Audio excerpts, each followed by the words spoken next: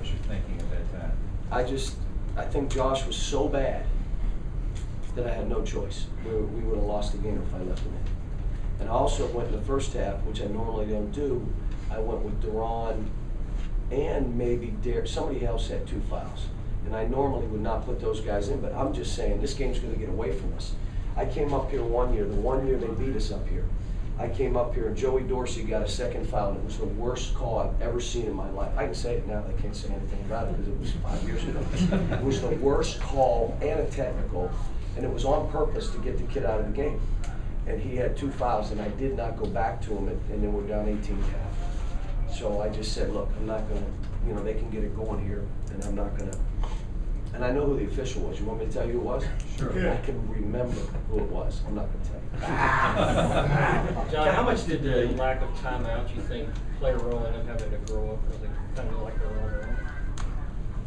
Well, we just kept telling them every time out, you cannot use a timeout. You got to be strong with the ball, and if you have to, get tied up. Well, every other one will be ours. We're not. We need to go, and you all know I like to go home with timeouts. I'm not trying to be watch this genius move. I'll tell you what else hurt them, and our kids executed our baseline out of bounds plays. We did a couple things different because of how they play. They do a great job on out of bounds. They stop you from throwing it in. They steal. They trap. And against us, what he does is he shifts the inbounder defensively away from the basket and more toward the corner.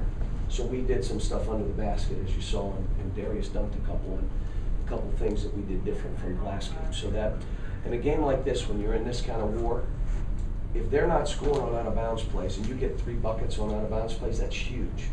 Now, 2 weeks ago, that was us. Florida scoring 7 on the baseline out of bounds, and we're not getting any.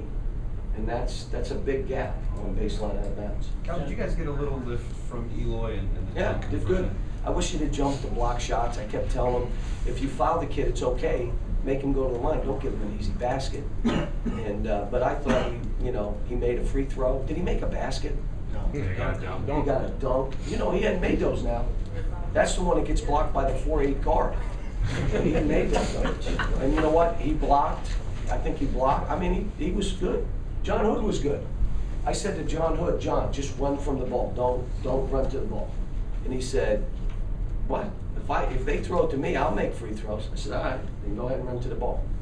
John, So How big, John, was Brandon getting off to a good start in the second half? It was a cluster of threes. important. What about that play made into the first half?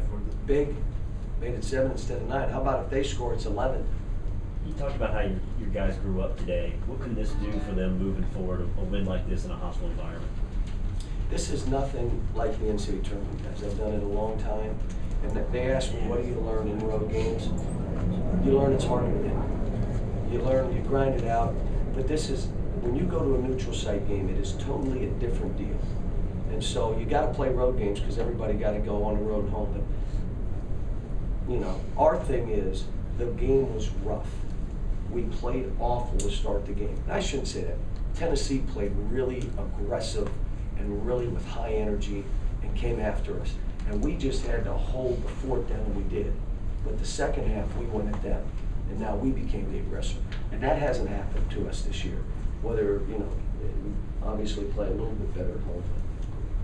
Last question. What you told him at the half?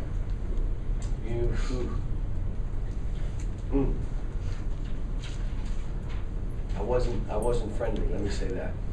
And it was nothing to do with executing, it was just a competitive spirit.